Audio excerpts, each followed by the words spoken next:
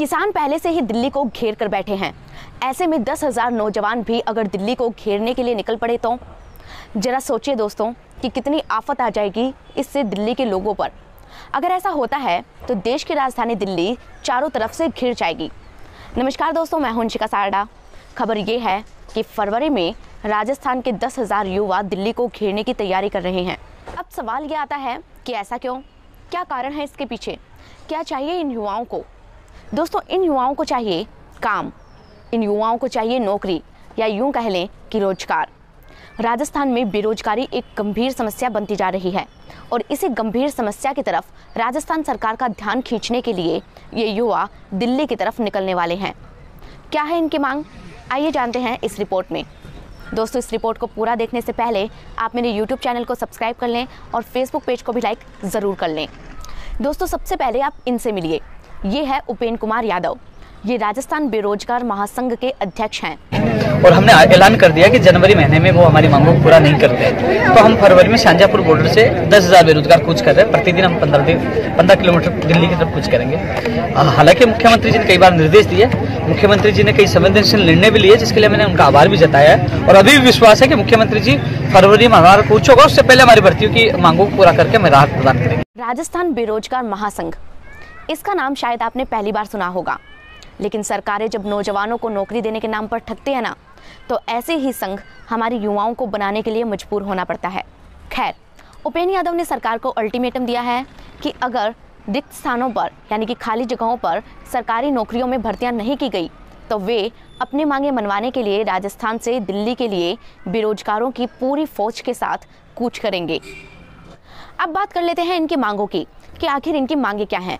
तो सबसे पहली मांग है साल 2013 से लंबित आयुर्वेद नर्सिंग भर्ती के 1,000 पदों पर भर्तियां करवाना।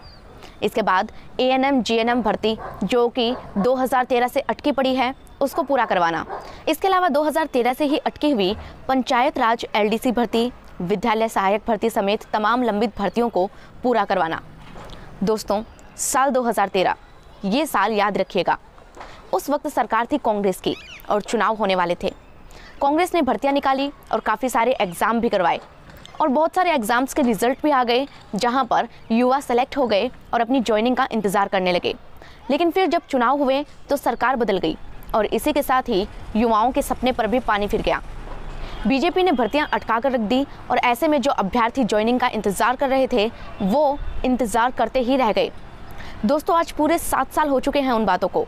कांग्रेस फिर से सत्ता में आ गई है, फिर भी कॉलेज में लेक्चरर, स्कूल में टीचर और बिजली विभाग में टेक्नीशियन और न जाने कितने ही पद खाली पड़े हैं।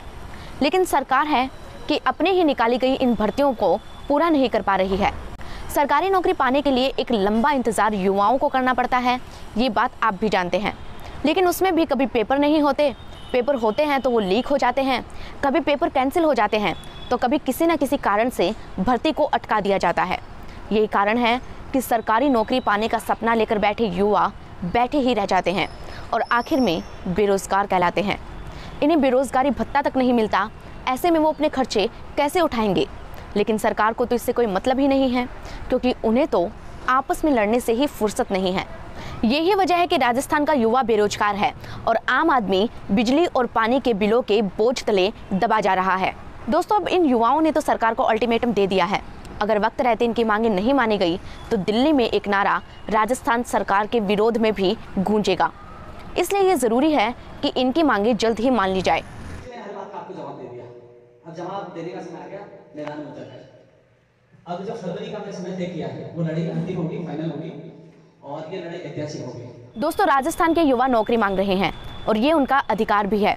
बेरोजगारी का ये मुद्दा काफ़ी महत्वपूर्ण है, लेकिन इस पर बात करने से कोई TRP नहीं मिलती। इसीलिए मीडिया की सुर्खियों में ये ना तो कभी दिखा है और ना ही कभी दिखेगा। लेकिन कितनी अजीब बात है ना कि एक सरकारी नौकरी पाने के लिए पहले इतनी मेहनत करके तैयारी करो और फिर जब आपका सिलेक्शन हो जाए तो भर्ती के लिए भी आपको संघर्ष करना पड़ता है। सरकारी नौकरी में सेलेक्ट होने के बावजूद भी आप बेरोजगार कहलाते हैं। इस चीज़ का दर्द वो ही युवा समझ सकते हैं जिन पर ये चीज़ें गुजरी है। दोस्तों, ये मुद्दा मीडिया की सुर्खियों में आए या फिर ना आए, लेकिन ये आपसे और हमसे जुड़ा है, इसलिए हमें इसकी तरफ ध्यान देना ज़रूरी है। इस रिपोर्ट को शेयर करें दोस्तों, ताकि ज़्यादा से ज़्यादा लोगों तक ये खबर पहुंच पाए। इस पूरी रिपोर्ट पर आप अपनी राय मुझे कमेंट सेक्शन में ज़रूर बताएं। अगर आप चाहते हैं कि मैं आपसे जुड़े ऐसे ही वीडियोस लेकर आती रहूं, तो मेरे यूट्यूब चैनल को ज़रूर से सब्सक्राइब कर लें। आप अपने मुद्दे मुझे कमेंट सेक्शन या फिर इनबॉक्स में बता सकते हैं। मुझसे जुड़ने के लिए मेरे फेसबुक पेज को याद करके लाइक कर ले दोस्तों। आखिर में बस इतना कहूँगी कि अपना ख्याल रखें, सतर्क रहें और जायज़ मांग को लेकर सरकार से सवाल करते रहें। धन्यवाद।